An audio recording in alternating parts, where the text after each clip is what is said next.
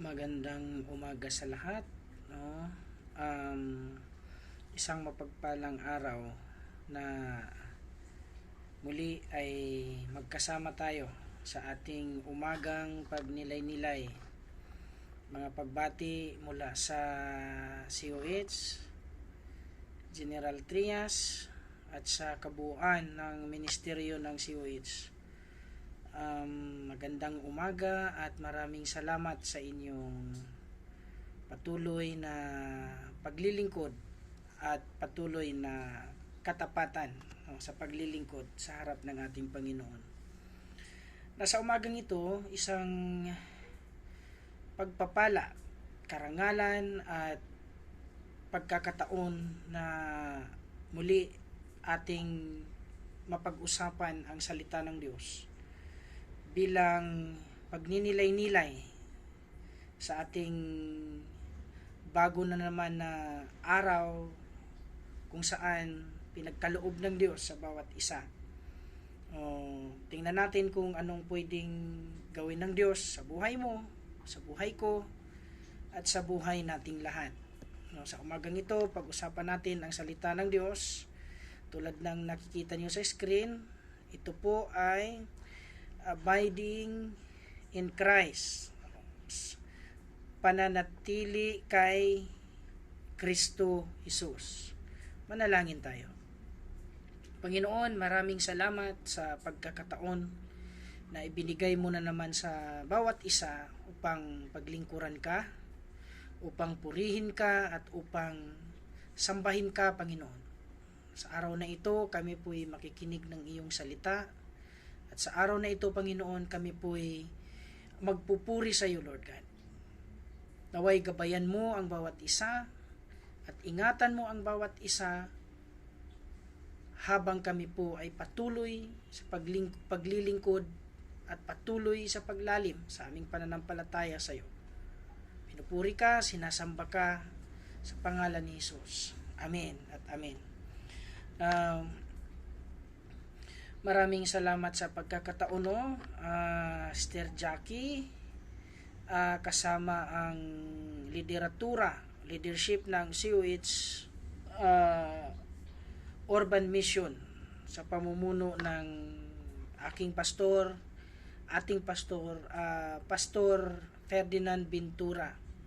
Isang napakagandang pagkakataon at pribilehiyo na ibinigay sa atin upang tayo po ay patuloy sa paglilingkod sa Panginoon. Sa umagang ito, pag-uusapan natin itong tinatawag paksa, na abiding in Christ, pananatili kay Kristo. Isang napakahalagang talakayin pag sinabi nating pananatili kay Kristo. At isang napakahalagang prinsipyo sa pananampalataya kapag tayo ay nanatili kay Kristo Jesus. Now, si Jesus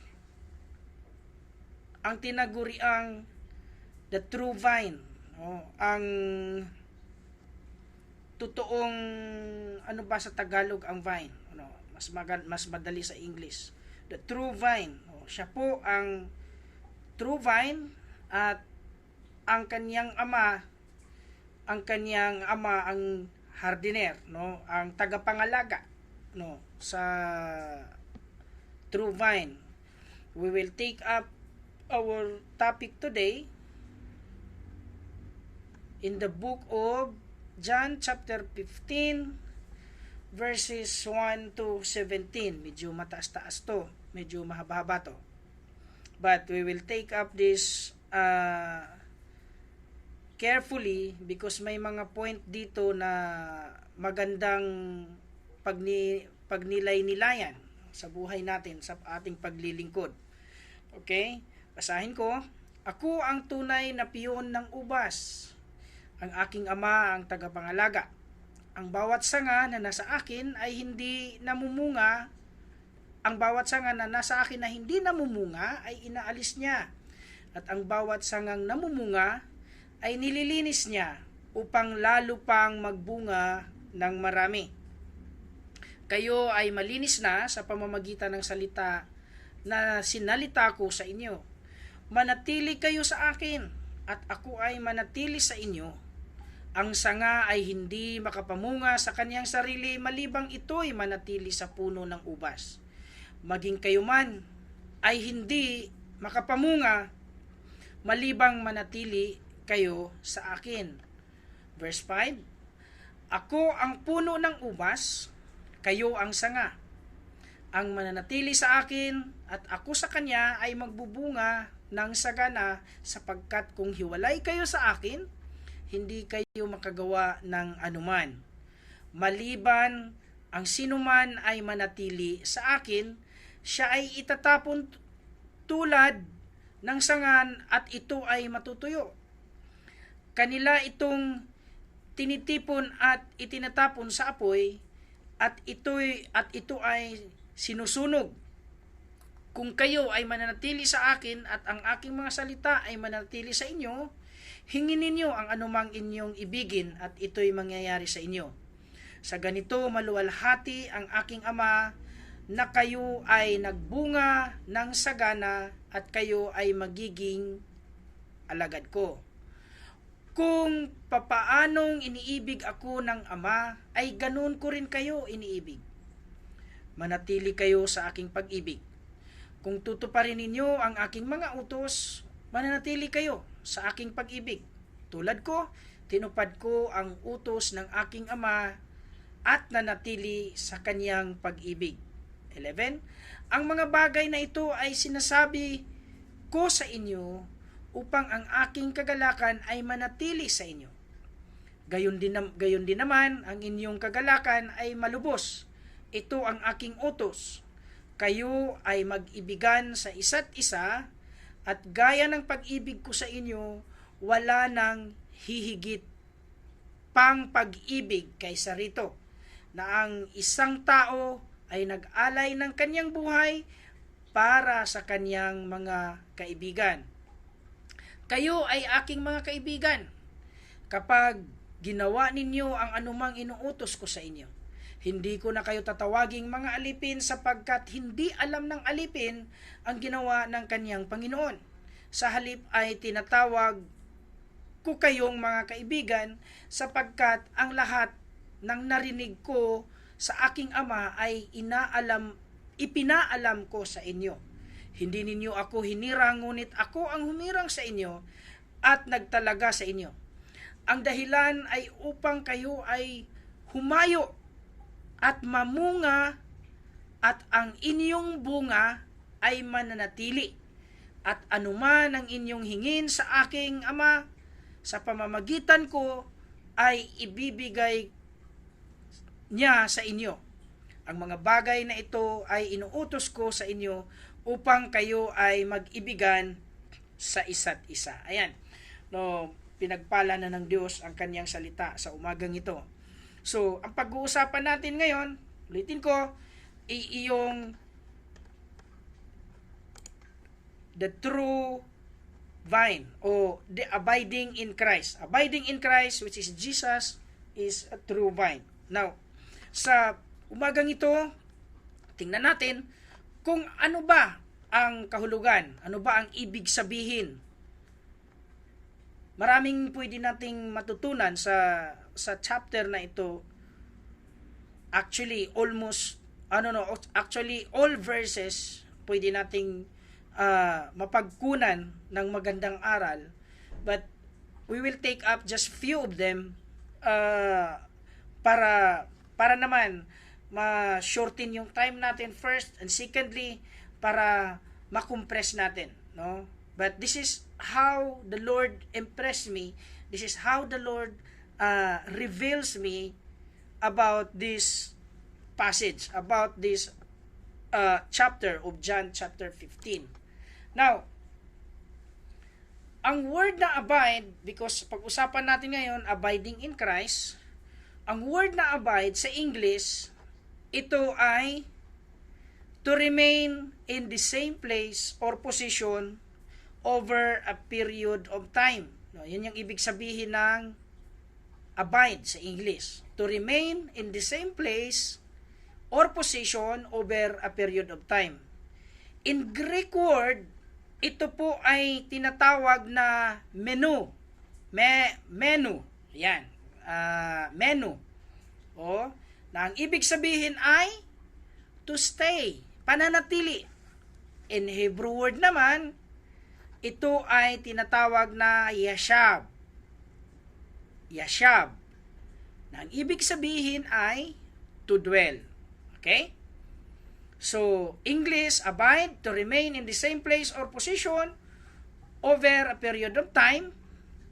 Menu is to stay. Yashab is to dwell.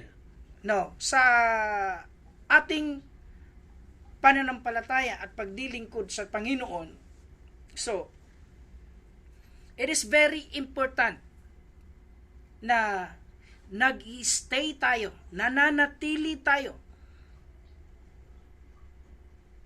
sa puno ng ubas na ang ating Panginoong Hesus. Ang City of Hope way back then, 14 years ago, palaging na i-emphasize yung kwento na nagsisimula siya sa puno ng himbabao. Well, in my part, parang I feel jealous. You know? I feel jealous. Why? Because iniisip ko, what if during that very day, nandoon ako? What if during that very moment, nandun ako? Ano kaya ang klaseng paglago ko ngayon sa pananampalataya sa Panginoon? We are very blessed. Meron tayong leaders, meron tayong pastor na sobrang dedicated sa paglilingkod sa Panginoon. Hindi po para itaas ko ang pastor natin, ang mga leaders natin, kundi itaas ko ang Panginoon, ang Panginoong Hesus, dahil sila ang pastor natin, Pastor Ferdy Ventura, kasama ang kanyang may bahay, si Ate Joy, kasama ang buong pamilya, nananatili sila ng buong katapatan doon sa puno ng ubas na ang Panginoong Hesukristo. I feel jealous. Why? Because I'm just more than, hindi pa ako nag-isang taon. Hindi pa ako nag-iisang taon sa City of Hope, but this is how I feel. This is how I understand. This is how I grow spiritually. Because God uses their lives, not only for me, for you, and for all of us in the City of Hope. City of Hope Philippines, City of Hope International. Naabot na tayo sa Canada, soon maaabot tayo sa iba't ibang panig ng mundo. Bakit? Nananatili po ang City of Hope sa katawan ni Kristo, sa puno ng ubas na ang Panginoong Hesus. At tingnan natin, connected in Christ, isa ito sa mga pag-usapan, and I will leave it to our pastor. Dinaanan ko lang to kasi nga nabanggit ko kanina kung paano ang City of Hope nananatili sa pagiging connected kay Kristo. Na iiwan ko to na topic kasi I believe Pastor Ferdy has a best, meron siyang napakagandang topic sa bagay na to, itong connected in Christ. Iiwan ko to dito. Now, let's proceed. Tingnan natin. If we abide in Jesus, you will be fruitful. Ayan. Tingnan natin. You will be fruitful if you abide in Jesus. Hello? Isang napakahalagang bagay na para sa iyo at para sa akin na malaman natin na maging mabunga pala tayo, magpuproduce pala tayo ng bunga kapag nananatili tayo kay Kristo. Ayan, tingnan natin in verse 5, chapter 15. Ako ang puno ng ubas, kayo ang mga sanga. Ang nananatili sa akin at ako sa kanya ay magbubunga ng sagana. Sapagkat kung hiwalay kayo sa akin, hindi kayo makakagawa ng anuman. Medyo maliit lang yung yung writings ko, pero tingnan natin itong nakapula. Magbubunga ng sagana. You will be fruitful if you abide in Jesus. Kung nananatili ka kay Kristo, maging mabunga ka. No? You will bear much fruit in English term. Napakahalaga po na sa ating paglilingkod ay namumunga tayo. Napakahalaga po na sa ating pagpapatuloy, paglalim sa ating pananampalataya ay namumunga tayo. Napakahalaga po nun. And take note, huwag nating kalimutan, yun ang identity ng City of Hope Urban Mission. Yun ang identity ng City of Hope Christian Church. Christian churches. Ang namumunga lahat ng mga naglilingkod sa Panginoon. I am very blessed. Last Thursday, Pastor Ferdi preached about the membership matters. No? Napakahalaga nun kasi doon ko mas lalong naintindihan na wala palang ranking sa paglilingkod ng Panginoon. Wala palang ranking sa paglilingkod sa Diyos. Lahat pala tayo pantay-pantay dahil meron tayong kanya-kanyang layunin, kanya-kanyang gawain upang mamunga tayo sa paglilingkod sa Panginoon. Napakagandang pakinggan. Tagalinis ka ng upuan, you are the best in the sight of God. Tagaayos ka ng upuan, you are the best in the sight of God. Tagawalis ka sa simbahan, you are the best in the sight of God. Preacher ka, evangelist ka, tagahayo ka, ginagamit ka ng Diyos sa pagpapagaling ng mga sakit, ginagamit ka ng Diyos para tumulong sa gawain sa simbahan, no? But we are the same. We are equal. We are equal in rank sa harapan ng Panginoon. I cannot be Brother Mark. Hindi ako pwedeng maging si Brother Mark. Ang hirap nun. I cannot be Pastor Ferdi. Hindi ako pwedeng maging si Pastor Ferdi. Mas lalong mahirap yun. I can be Ruel. Of who I am right now, but we are equal in the sight of God as long as hinahayaan mong gamitin ka ng Diyos at mamunga ka sa Kaniyang kaharian. If we abide in Jesus, we will bear much fruit. Do not think about, ganito lang ako sa simbahan, ganito lang ako. Iba talaga yung mga pastor, iba talaga. No. We are the same, we are equal, and we are subject to this matter. Pastor kami, kinakailangan naming mananatili kay Kristo.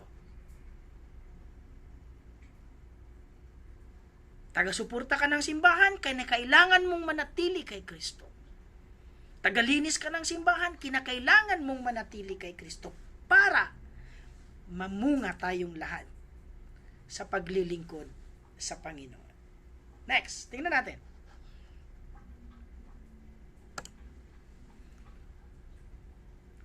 Prayers will be answered if we abide in Jesus.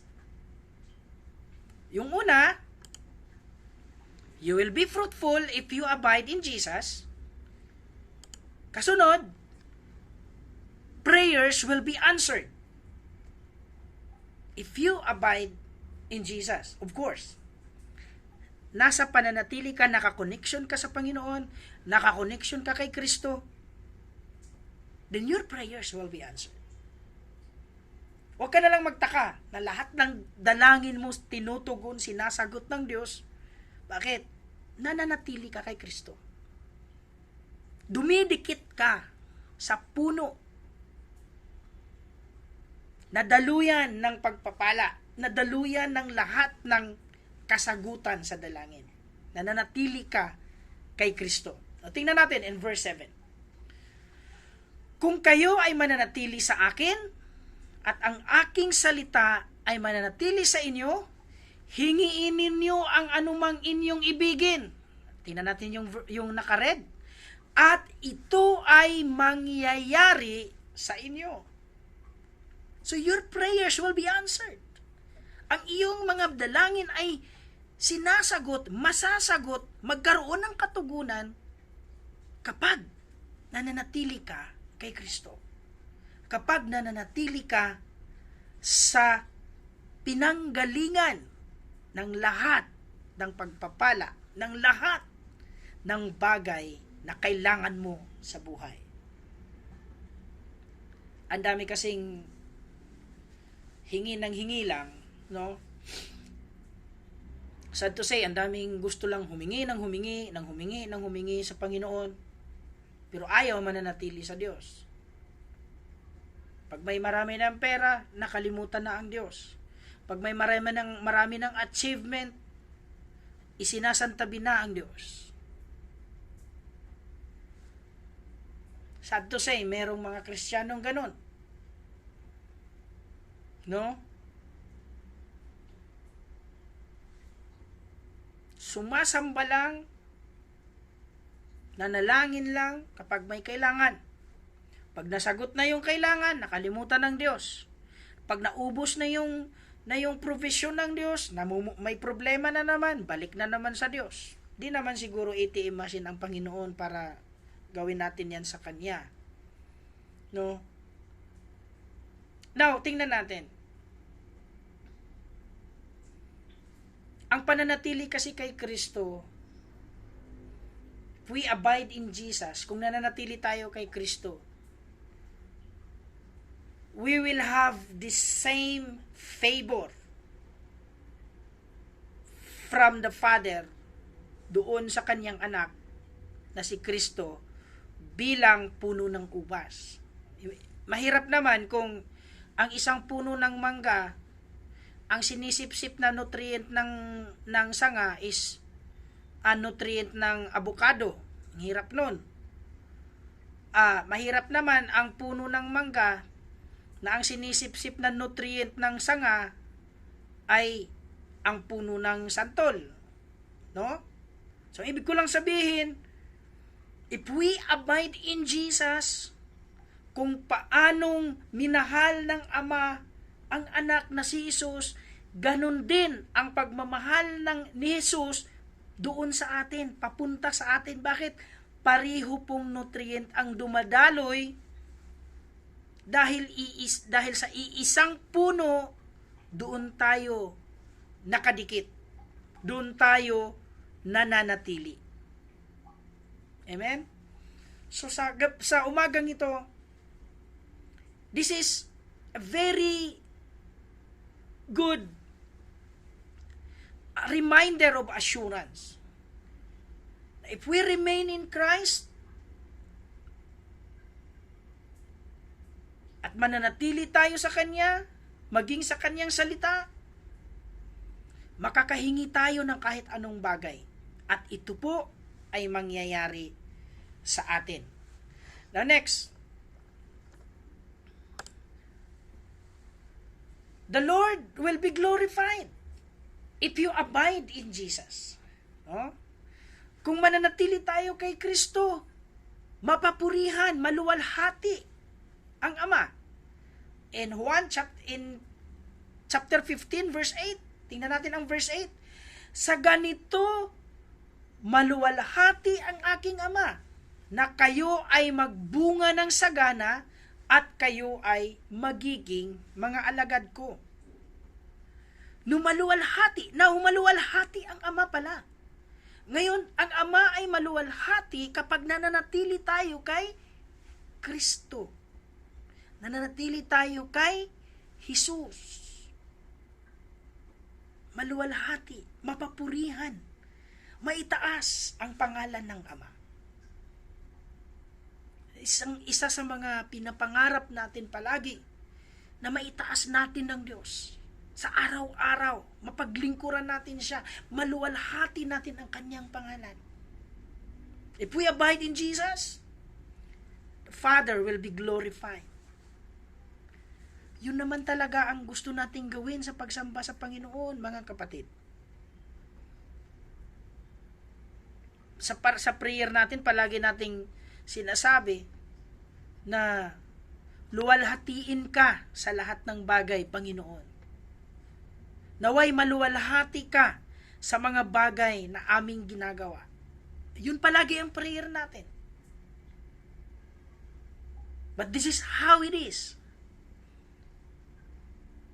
We just abide in Jesus. We just remain in Jesus. And in that way, we will glorify the Father. We will glorify the Lord sa ating buhay. Okay? Panghuli. In John chapter 15, verse 15, isa ito sa napakagandang katotohanan na makikita natin sa Biblia. Sa chapter na yan. You will be friend of Jesus if you abide in Him. Hindi kasi lahat naging kaibigan ng Diyos. Pwede kang maging kaibigan ng isang tao, pero hindi lahat ng benepisyo ng bilang kaibigan ay maibibigay niya sa iyo. Tingnan natin kung ano ang ibig sabihin ni Jesus dito.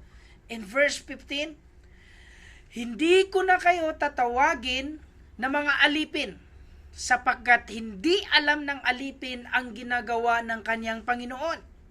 Sa halip ay tinawag ko kayong mga kaibigan, yung kulay pula, sapagkat ang lahat ng narinig ko sa aking Ama ay ipapaalam ko sa inyo. Wow! Hindi ko na kayo tawagin na alipin. Meron ditong bago ang verse 15. Tingnan natin kung sa 14 para buo yung context natin. Ito ang sinasabi sa 14. Ito pinakamataas. Kayo ay aking mga kaibigan kapag ginawa ninyo ang aking anumang inuutos ko sa inyo. Verse 15, hindi ko na kayo tinatawag na mga alipin, sapagkat hindi alam ng alipin ang ginawa ng kaniyang Panginoon.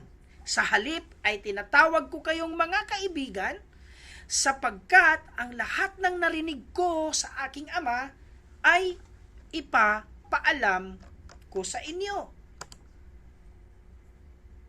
Wow!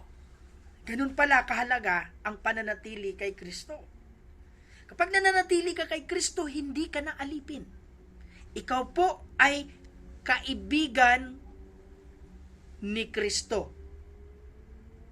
Ikaw po ay magkaroon ng ganitong klaseng pabor, ng ganitong klaseng pagkakataon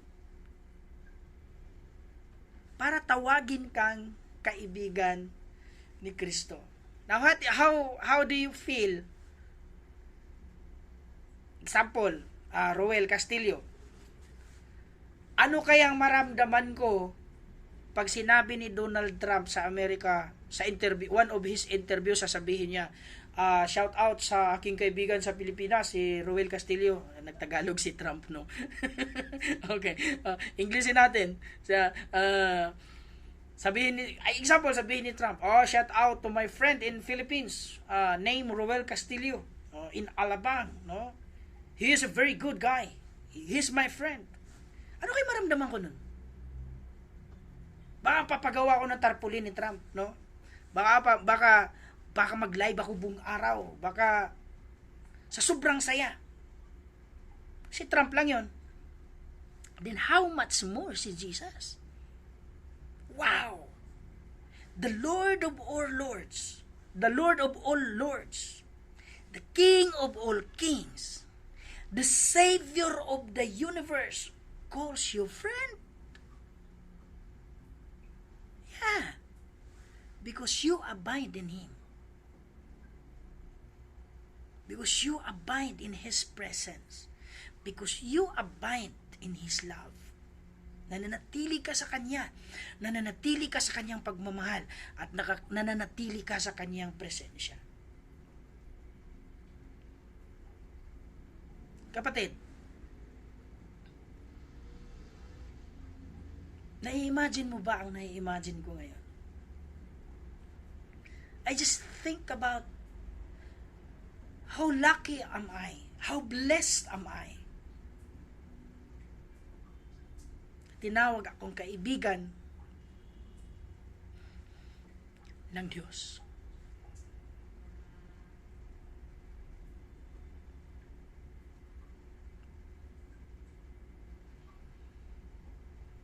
That's for us. That's for you. That's for me. He calls you friend if we abide in Him. I'm sorry. Napaka sarap lang sa pakiramdam na maunawaan mo, na naunawaan ko, na naunawaan natin na tayo ay hindi na alipin. Tayo ay mga kaibigan ng Diyos. Kaya sa umagang ito, mga kapatid, iisang paksa, ngunit napakaraming pribilehiyo, napakaraming pagpapala ang ipinarating ng Diyos sa atin. Pag nanatili tayo kay Kristo, tayo ay mamumunga. Tayo ay mamumunga ng sagana.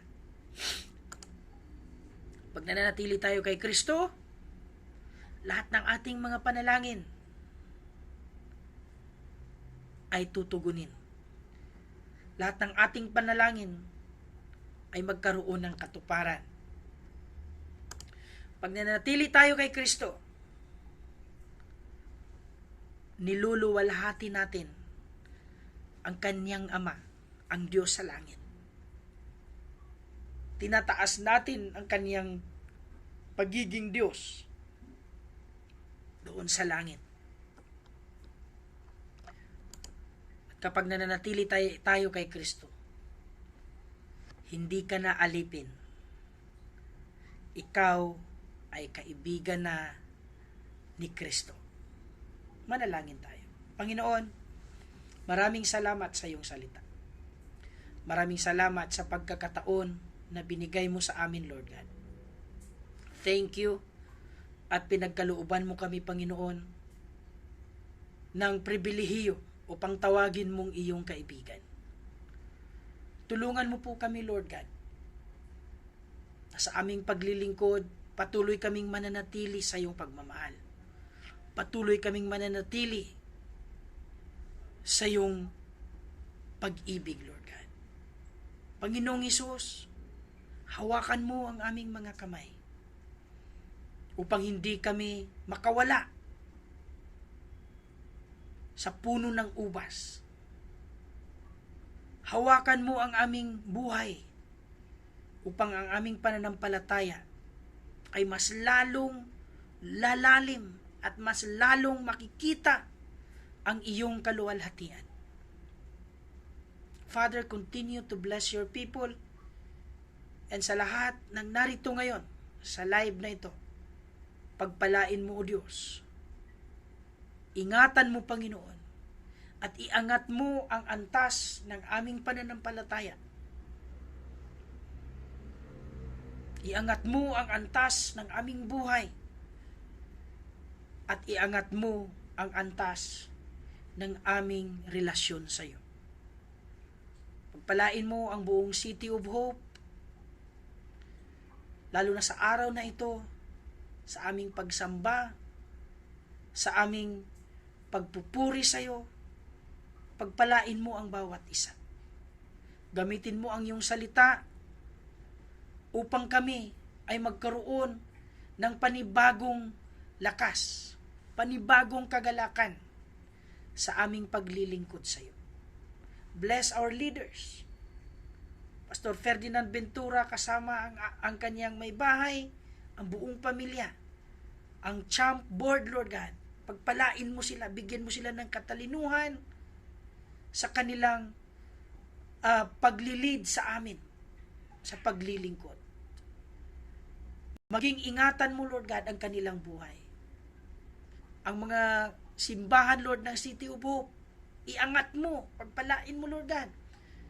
City of Hope Marikina, City of Hope Canada, City of Hope Banyadero, City of Hope Canlumang, City of Hope Sugoy, City of Hope Batangas City, City of Hope Lipa, City of Hope General Trias, maging ang RLCC, Lord God, sa Muntinlupa. Pagpalain mo, Panginoon. City of Hope Banlik, City of Hope, Panginoon, sa Santa Rosa, City of Hope, Lord, na bubuksan pa, Panginoon, para sa iyong gawain. At sa pagka hindi ko pa na-mention, pagpalain mo, Panginoon, sa hindi ko pa nabanggit na mga gawain ng City of Hope, pagpalain mo, Diyos. Ingatan mo, palaguin mo, at gamitin mo ang aming buhay para sa paglilingkod sa iyo. Pinupuri ka namin, sinasamba ka namin sa iyong pangalan, Panginoong Hesus. Amen. Amen at amen. Magandang umaga sa lahat. Naway ang pagpapala ng Diyos sa ating pagsamba sa araw na ito ay patuloy sa ating buhay. In Jesus' name. Thank you.